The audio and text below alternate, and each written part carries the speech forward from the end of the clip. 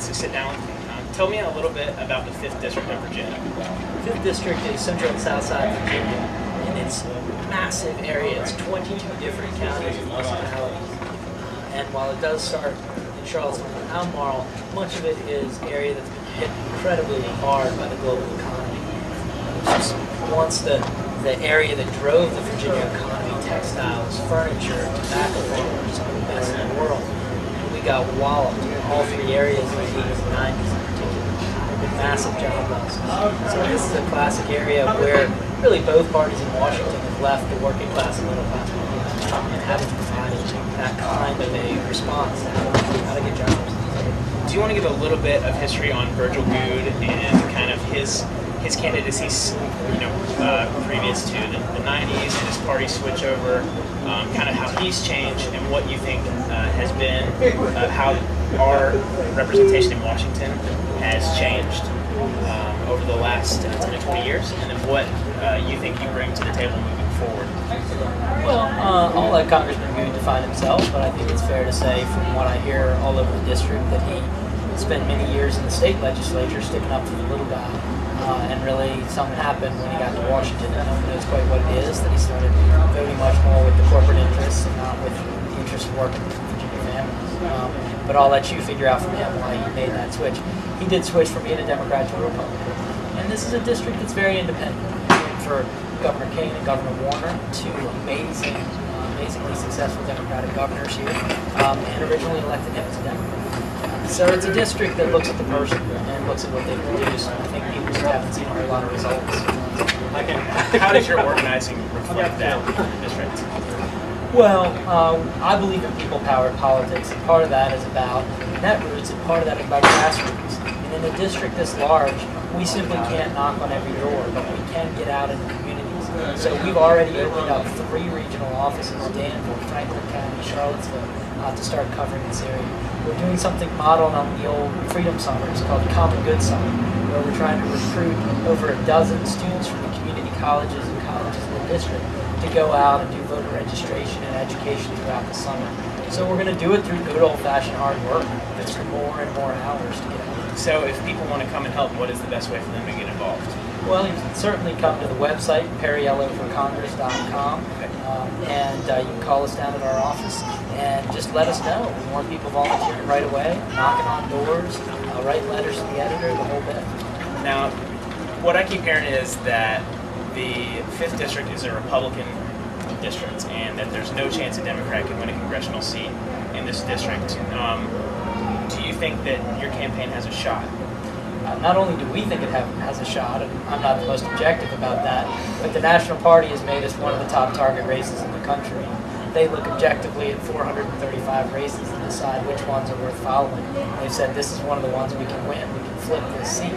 And we were very flattered because they said one of the major reasons was how strong the challenger is. So it's not about me as much as it's about the movement we're part of. I think for the first time in my lifetime, we've seen people believing politics is a place that can make a difference in people's lives. And I think that's the moment we're stepping into.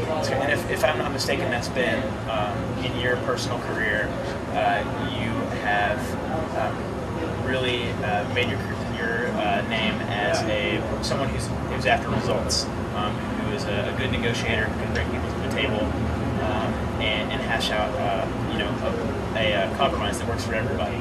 Do you think that that's accurate? Well, I do, and I think it's part of this whole new generation of politics that kind of puts our sense of right and wrong ahead of the old rules of right and left. And part of that is so many of us who wanted to make a difference in the world felt like the best way to contribute was through the nonprofit sector, through our church communities, through our nonprofit organizations, so many friends who did Teach for America or worked in bridge ministry in prisons, worked with at-risk kids. And there was something very concrete about having to look in the eyes of the people you're trying to help and say at the end of the day, is their life better or not? And if it's not, that's your bottom line. And so I think it's instilled in me the importance of results. It doesn't matter if you have the best heart in the world. If you can't get it done for people, then you shouldn't be stepping up to lead in this game. 2 emerging demographics from across the country that I think are really playing an increasingly important role in American politics. One is the youth demographic. Do you think that they have an important role to play in national campaigns and as in your campaign as well?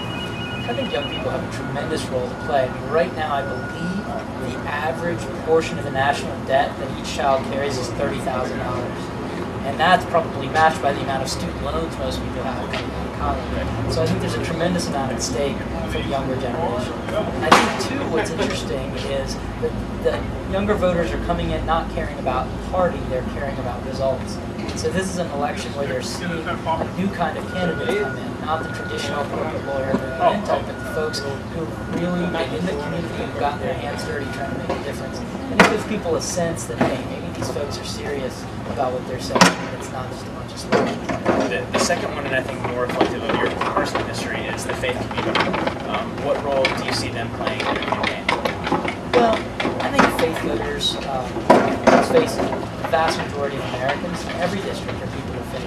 And I think that one of the wonderful things that's happened in recent years is that people are voting their values. I think some people complain and yak on about, oh, you should vote your self-interest over your values. Our values and our principles are one of the most cherished assets. And I think it's wonderful that voters are looking and saying, well, what is the question of right and wrong here? But we've also seen this dramatic shift in Catholic voters, evangelical voters, from the Republicans to the Democrats in some of these areas. And what people see is the moral urgency of 30,000 children dying every day around the world of hunger and preventable disease, of genocide, of people who are working full-time in this country and can't afford a house for their families. What does it mean? What signal do we send values-wise when people who work hard and play by the rules can't even afford a house, afford food, afford healthcare? So there's a moral urgency to that sense that I think is bringing values voters to the floor. And I've been able to work with evangelicals and Catholics, conservative religious leaders, and liberal religious leaders on issues like torture and genocide, issues like poverty and healthcare, because there is that sense of a moral urgency of how we treat our neighbor and whether we can